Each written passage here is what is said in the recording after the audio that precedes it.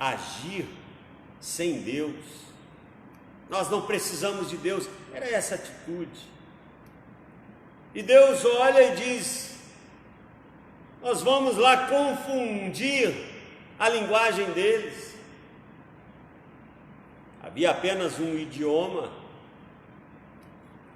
E Deus então confunde a linguagem daqueles que construíam aquela grande torre.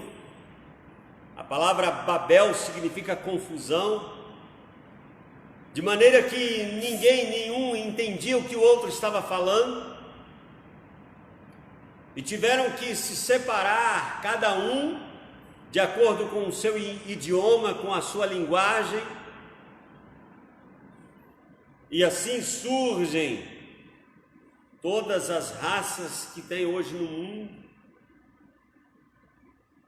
os idiomas, a linguagem que tem hoje no mundo, todos os idiomas começaram, o surgimento foi ali.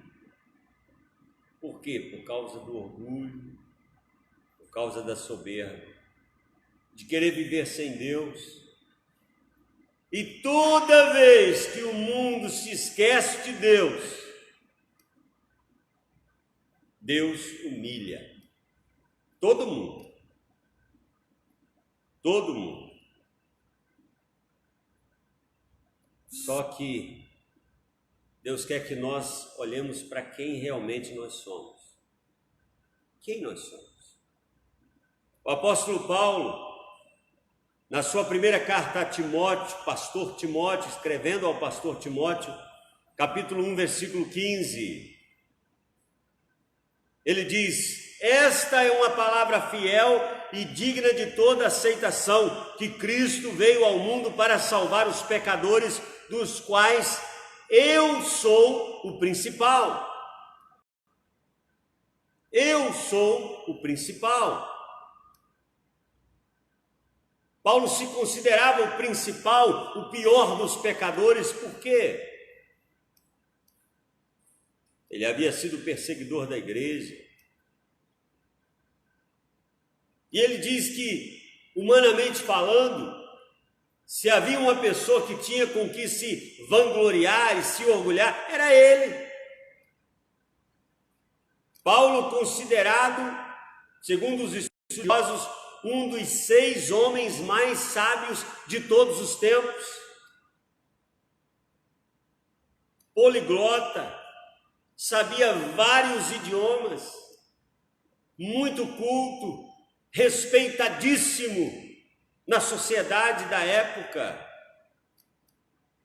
fariseu, conhecedor das leis, das escrituras, mas um terrível perseguidor da igreja. Mandou prender, açoitar, matar. O próprio Estevão, um dos primeiros diáconos, ele morreu, foi apedrejado, e Paulo estava ali assistindo, e as vestes de Estevão foram jogadas aos pés de um jovem chamado Saulo. Ele diz: eu considerei tudo aquilo que eu tinha de glória no mundo como perda, porque eu ganhei a Cristo e não vale nada mais. Ele está dizendo: todas as glórias do mundo não têm sentido, não têm valor. O que vale é termos a Cristo. Jesus, Jesus. Mais nada, mais nada. Nós só precisamos de Jesus. Só precisamos da graça de Jesus. A segunda lição que aprendemos e que não podemos esquecer é que nós somos feitos de barro. Nós somos quebráveis. Quando Deus mostra essa figura para o profeta Jeremias, do oleiro ali trabalhando com o vaso,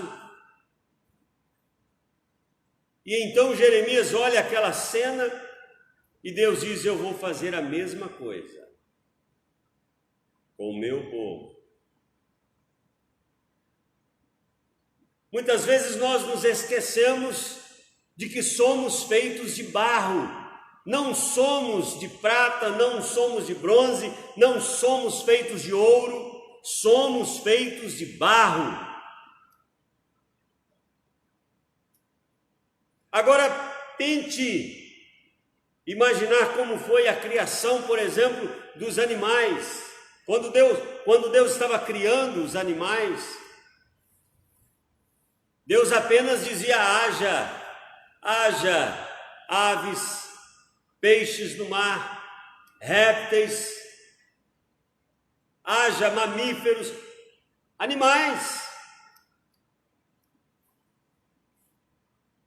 Mas quando Deus vai fazer o homem, há algo diferente está acontecendo. E já para ele fazer o homem, Gênesis 1, 26, ele diz: façamos o homem a nossa imagem conforme a nossa semelhança. E Deus pega do que há mais simples, que não tem valor nenhum, para fazer o homem. Ele pega o quê? Ele não pega diamante, ele não pega ouro, ele não pega prata, o ouro de Ofir, ele não pega nada disso para fazer o ser humano. Ele pega barro. Barro. Você já viu alguma nação brigar por causa de barro, de lama? Você já viu? As nações brigam por causa de diamantes, brigam por causa de petróleo. Mas por causa de lama, de barro, ninguém briga. Então Deus pegou o elemento mais simples, para que toda vez que nós pensarmos ser alguém, sermos alguma coisa, e nos acharmos, ou mesmo nos considerarmos superiores aos outros, olhemos quem nós somos. Só que há também algo maravilhoso.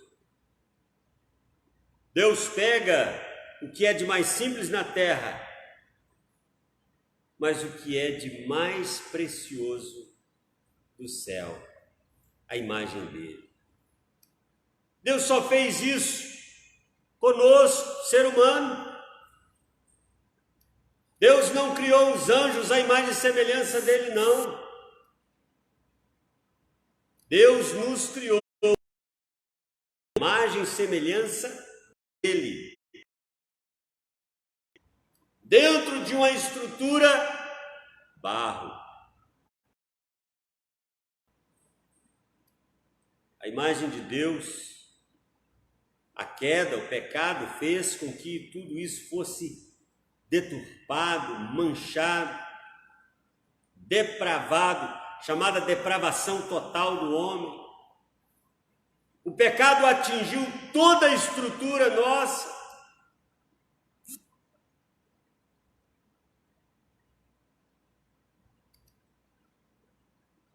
E a gente compara o pecado nesse sentido como se fosse um vírus que entra e mexe com a estrutura do organismo todinho. Como que está acontecendo? Os vários tipos de vírus que existem, mexe com a estrutura todinha, revelando a nossa fragilidade.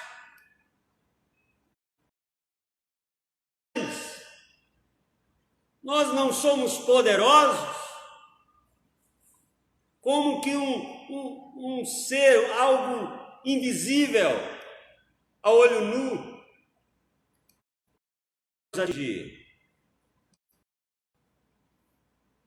Deus nos mostra de que nós somos feitos de barro. Portanto, Essa é a lição que Deus quer nos mostrar para que a gente seja humilde, para que ninguém se considere superior a ninguém, porque esta pandemia que está acontecendo ainda no mundo não faz acepção de pessoas, seja rico, seja poderoso, seja governador, seja presidente, seja rei, primeiro-ministro, mas seja também uma pessoa simples. Nivelou todo mundo. Nós somos feitos de barro. Deus dizendo, olha, cuidado, não se exaltem. Aquele que se exaltar será humilhado. Outra lição que aprendemos claramente nesse texto é que é possível nós sermos quebrados, mesmo estando nas mãos de Deus. É isso que está no versículo 4, dizendo, com o vaso que o oleiro fazia de barro, se lhe estragou na mão, tornou a fazer e dele outro vaso, segundo bem lhe pareceu. Então, o que nós aprendemos aqui é que quando Deus quer tratar, quando Deus quer fazer, quando Deus quer nos ensinar algo, não significa que quem está fiel a Deus, Deus não vai permitir que nada aconteça com ele. Não tem isso. Quer ver algo que Deus destruiu com esta pandemia? Alguém dizer o seguinte, uma frase que ficou durante muitos anos, pelo menos durante os 30 anos, ficou muito conhecida, não apenas no Brasil, mas no mundo inteiro. Uma frase que dizia o seguinte, crente não fica doente. Eu não sei se você já chegou a ouvir essa frase, crente não fica doente. Ah, se você, por acaso, fica doente porque você não é crente, você não tem fé, e assim por diante. Se a gente falar isso, afirmar isso, a gente vai ter um problema sério na palavra de Deus. Porque a gente vai ter que falar que Jó não era crente, e Jó ficou doente. Jó ficou tomado de tumores do alto da cabeça até a planta dos pés.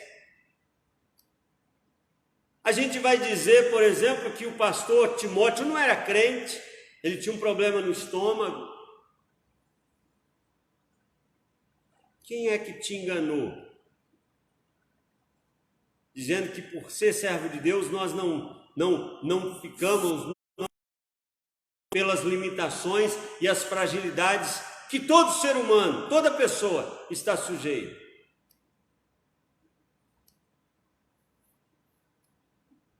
Então, mesmo que nós estejamos nas mãos de Deus e o oleiro trabalha com um vaso na sua mão,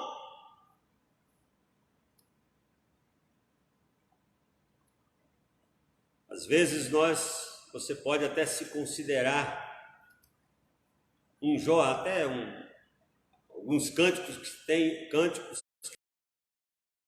eu quero ter o coração de Jó, outro quer ter o coração de José.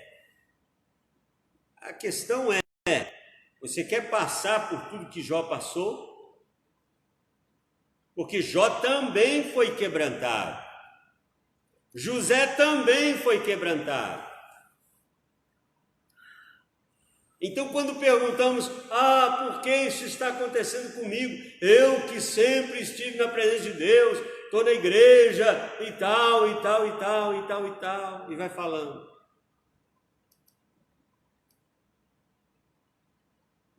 Mas Jó também diz, no capítulo 1 de Jó, versículo 21, Nu saí do ventre de minha mãe e nu tornarei para lá. O Senhor o deu, o Senhor o tomou, bendito seja o nome do Senhor. Que na verdade, essa situação veio, essa pandemia veio para destruir qualquer tipo de teologia ou pregação que fira e que vá de encontro contra os ensinos da palavra de Deus. Portanto, qualquer tipo de outro ensinamento que foge ao que a Bíblia nos ensina, que nós passaríamos sim. Jesus diz: ó, no mundo tereis aflições, tem de bom ânimo, eu venci.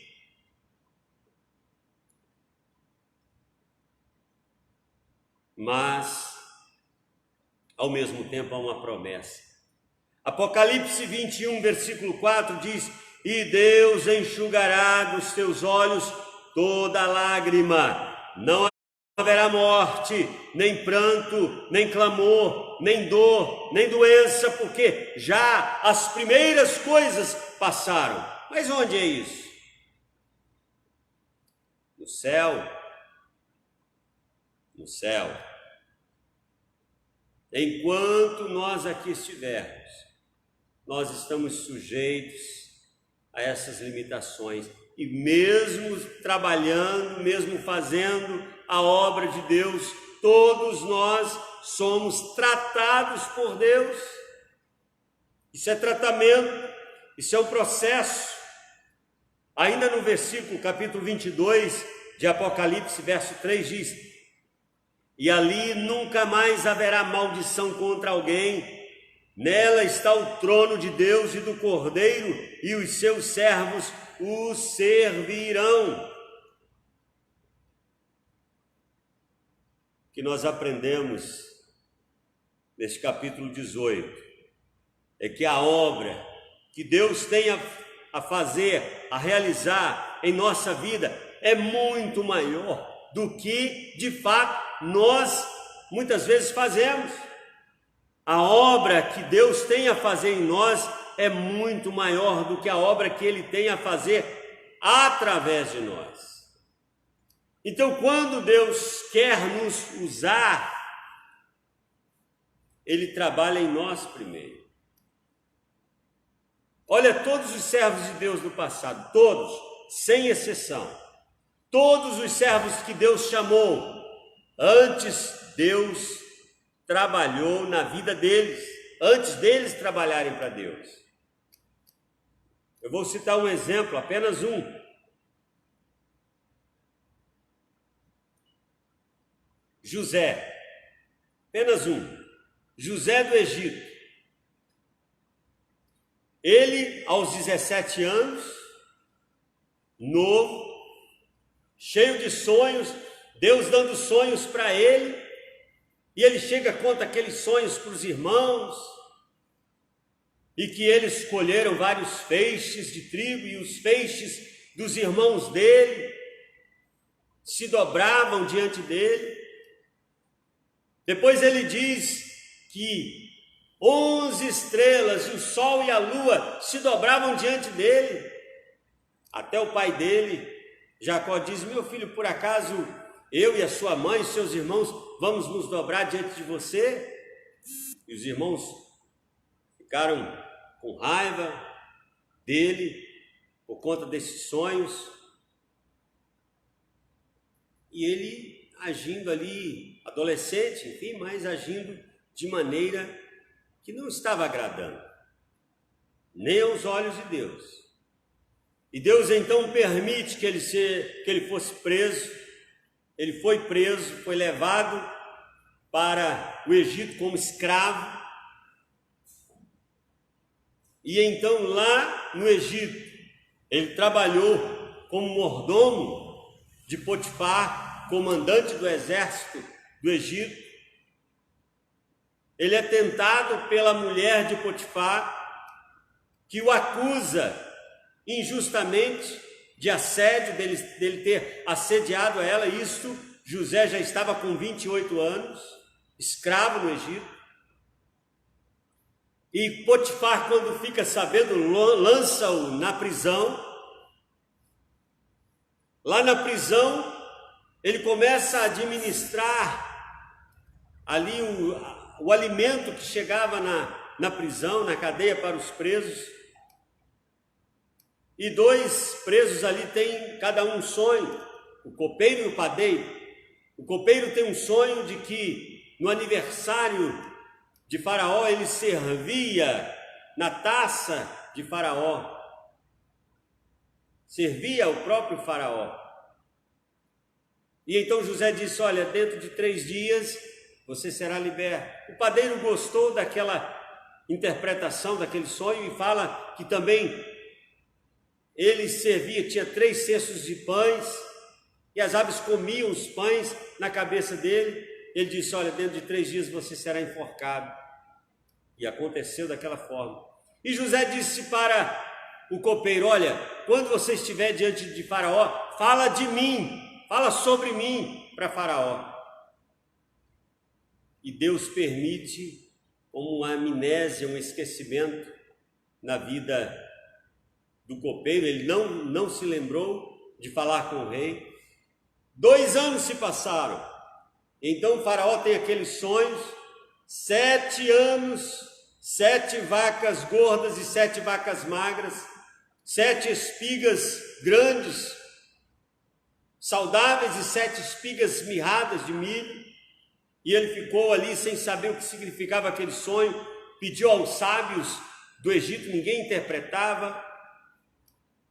E então foi neste momento, agora José com 30 anos, ele diz: olha, tem um jovem, um hebreu, um judeu lá na cadeia, e ele interpreta sonhos. Ele falou que aconteceu da mesma forma. E Faraó mandou chamar José. E quando ele pergunta: é você que interpreta sonhos? José não disse: sou eu. Ele disse: o Senhor a quem eu sirvo, Deus a quem eu sirvo, a ele pertence a interpretação de sonhos. E Faraó conta ali o sonho que ele teve. Ele disse: serão 7 anos de fartura, e depois de 7 anos de fartura virão 7 anos de escassez, de fome, de seca. E então ele diz o que o rei deveria fazer, sugere, nomeasse alguém para cuidar de tudo isso. E naquele instante Faraó o nomeia governador do Egito. Mas antes, Deus trabalhou e tratou de José, do orgulho dele, da soberba dele, e o tornou um homem humilde. O nome de Deus fosse exaltado. Então, o que nós estamos passando? A gente pensa nessa situação no mundo inteiro. É porque Deus está quebrando o orgulho de todas as nações, de todos os reinos, de todos os governantes e de todas as pessoas. Quebrou todo mundo.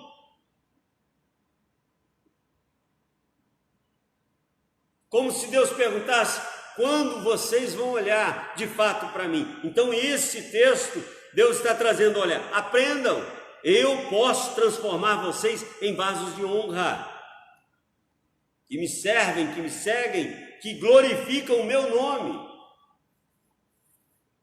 Porque a glória de Deus vai encher toda a terra. E é preciso entender isso. Somente Deus é que é glorificado. Houve um rei, o rei Herodes, e quando ele falava para a nação, todos diziam: olha como ele fala, parece um Deus falando. Imediatamente o rei Herodes foi comido de vermes, porque não quis glorificar a Deus. O rei Nabucodonosor passou 7 anos pastando como um animal, e ele se transformou numa besta fera. 7 anos. porque ele havia feito estátuas dele, exigindo que ele fosse glorificado, que ele fosse exaltado. Como os 3 amigos de Daniel não quiseram se dobrar diante da estátua de Nabucodonosor, foram lançados na fornalha de fogo, mas não se queimaram, porque o 4º homem andava ali com eles dentro da fornalha, e era Jesus, era o Cristo. Todos os que se exaltam são humilhados, mas quando nós nos humilhamos diante de Deus, Ele nos abençoa. Por que Deus faz isso? E há um escritor que diz que na casa do oleiro não existe lixeira, caixote de lixo, não existe. Na casa do oleiro, Jeremias olhou e não viu o caixote de lixo. Por quê? Porque quando o vaso do Senhor se quebra, por causa do pecado, por conta do orgulho, da soberba, por ter se afastado de Deus, Deus quebra aquele vaso todinho, mas reconstrói, por um motivo, porque Deus não desiste de nós, Deus não desiste de você. Que Deus, pois assim, nos abençoe. Vamos louvar ao Senhor com este canto.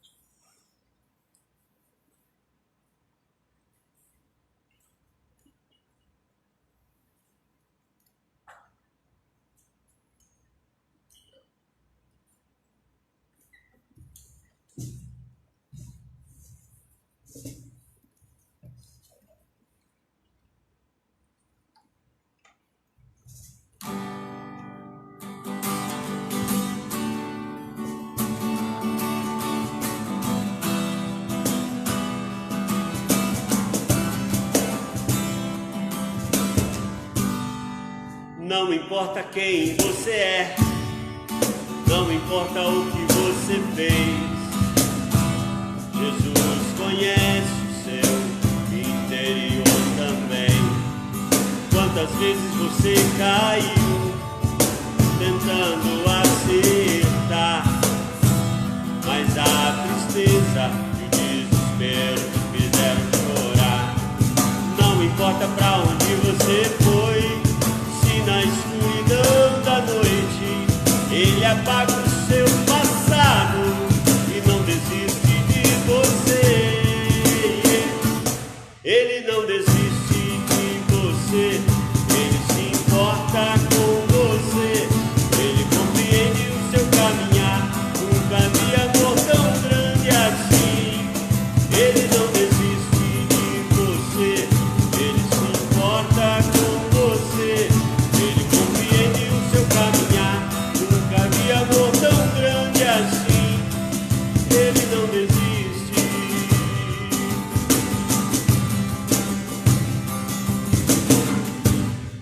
Não importa quem você é, não importa o que você fez, Jesus conhece o seu interior também. Quantas vezes você caiu tentando acertar, mas a tristeza e o desespero te fizeram chorar. Não importa pra onde você foi, se na escuridão da noite Ele apaga o seu passado e não desiste de você. Ele não desiste de você, Ele se importa com você, Ele compreende o seu caminhar. Nunca vi amor tão grande assim. Ele não desiste de você, Ele se importa com você, Ele compreende o seu caminhar. Nunca vi amor tão grande assim. Ele não desiste, não desiste, Ele não desiste.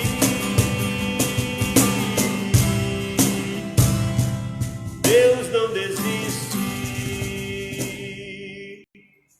Vamos orar. Pai, nós te louvamos, ó Deus, pela tua palavra. Pedimos, ó Pai, que o Senhor aplique aos nossos corações através do Teu Espírito Santo. Nos ensines, ó Deus, a sermos como Teu Filho amado Jesus é, humilde, a humildade, Senhor. Nos quebrante o nosso coração. Tire de nós toda vaidade, que ela não nos domine, ó Deus, e tire de nós toda soberba, pois nós te oramos, ó Pai, agradecidos em nome de Jesus. Recebei a bênção. Que a graça de nosso Senhor e Salvador Jesus Cristo, o amor de Deus, eterno Pai, e as doces e eternas consolações do Espírito Santo repouse sobre todos vós, agora e para todos sempre. Amém. Deus abençoe a todos e até quarta-feira, se Deus quiser, às 19h30, com mais um culto online, se Deus quiser. Que Deus abençoe você e a sua família. Fique com Deus. Tchau, tchau.